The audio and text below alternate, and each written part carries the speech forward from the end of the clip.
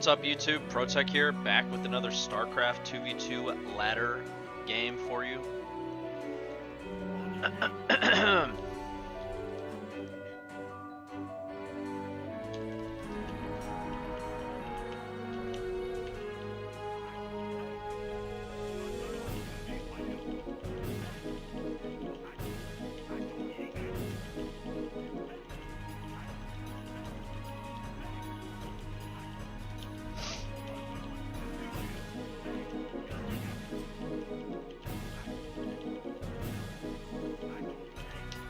We have a pretty good spawn on this map, so I'm actually gonna open with reactored cyclones. If I had spawned down here, like the distance between the two bases from that location are really far. But there is a proxy play that I like to use where I build a barracks here and I float it over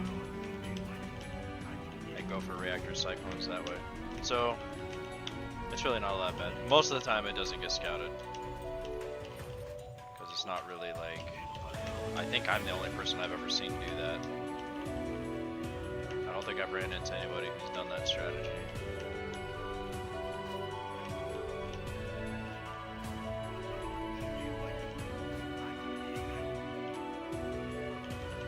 So here I have to build a marine. And typically you don't want to do this when you reactor cyclone, but because this probe is going to be in the base, if I build the reactor and I don't build this marine, when I go to swap, you can just put a pylon.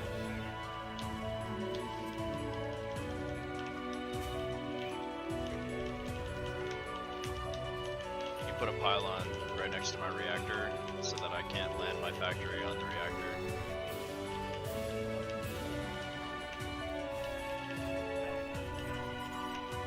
So it's just not worth it because his probe wouldn't run if my barracks wasn't flashing. The problem with this is that you can see it's pretty delayed.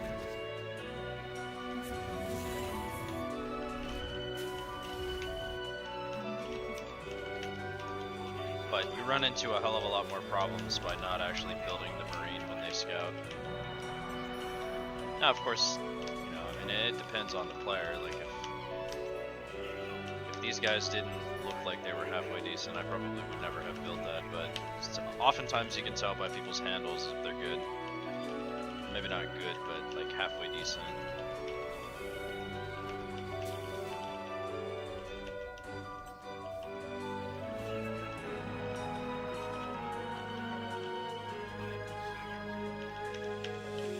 So I'm not trying to win the game with this push, but I am trying to do damage with this push because my CC is very far behind if they expanded.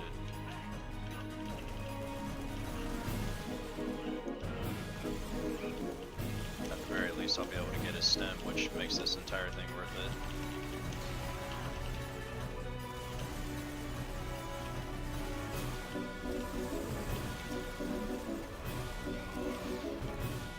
I feel like usually when I see like only one stalker on the map, I feel like I'm about to get DT'd or something, so I always build an eBay.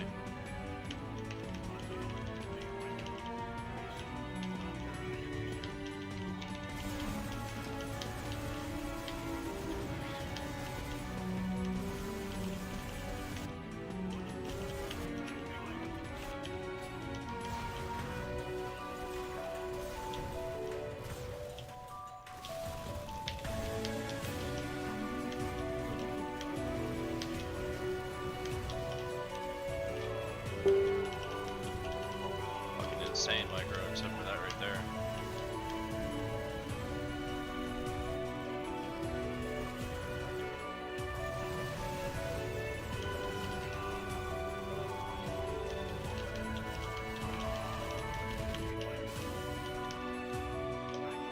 So in this case, he went for Stargate, right? So making the turrets was good.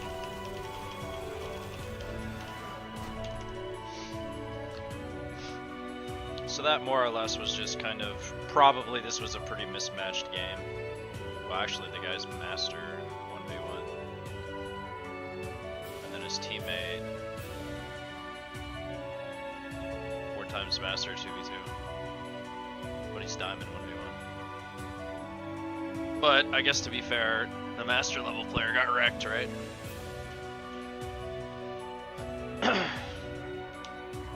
So anyway, the takeaway of this match is that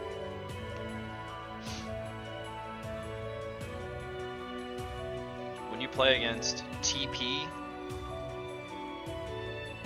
it's very risky to go for the build that I went for, because if that Terran player had gone for 3-Rax Reapers, then I would have maybe not necessarily instantly die, but it would have put me pretty far behind. So that strategy that I used, it's not always the best, and it can look really bad sometimes, but when it works, it's really, really good, and it can win games very fast. And as far as I know, I don't think that's a build that people use in 1v1, because it's just not, I mean, I could be wrong. I don't really watch a lot of 1v1 streams or 1v1 YouTube content, so I don't really know if it's a strategy that people use or not, but fast reactor factory is a very common open in StarCraft 2v2. Now the way that those 2 players needed to hold that is that after I was scouted,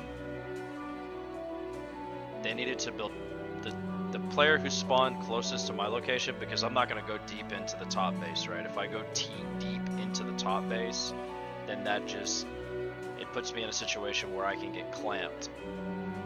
So that's kind of like more or less an attack path that's just not available until you kill the backdoor rocks, right?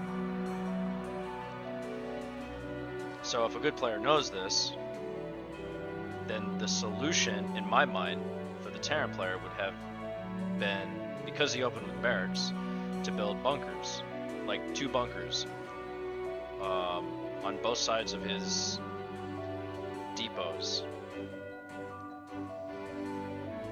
Now, of course, this puts his unit count behind, so it isn't necessarily the answer, but it can buy time for other things that can give you a better chance of winning. And truth be told, that build that I just did, it would have been a lot stronger if I didn't have to build the Marine. Like, the Cyclones would have came out probably like 3 to 5 seconds faster. I don't know the exact time, but it's like 3 to 5 seconds faster, which is a big deal in Legacy of the Void. So anyway, boys, if you guys liked the video, make sure you guys hit that sub button. If you like the video, hit the like button.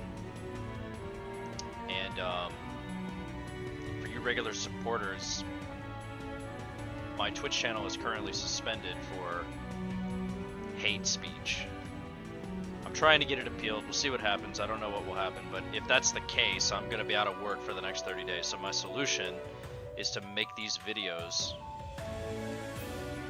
for the next 30 days. So if you guys want to contribute and help out, in the description below, I'm going to have my PayPal email. You guys can donate directly using that. And then I'll put the Discord channel in the description below. If you guys want to come in and live chat, hang out with me or whatever, ask questions, whatever.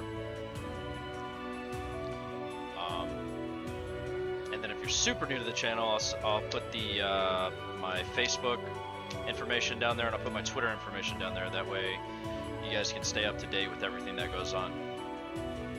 But outside of that, guys, Picasta, Jan, Timur, Kyle, thank you all very much for supporting the channel, and I will see you guys with the next video. Peace out.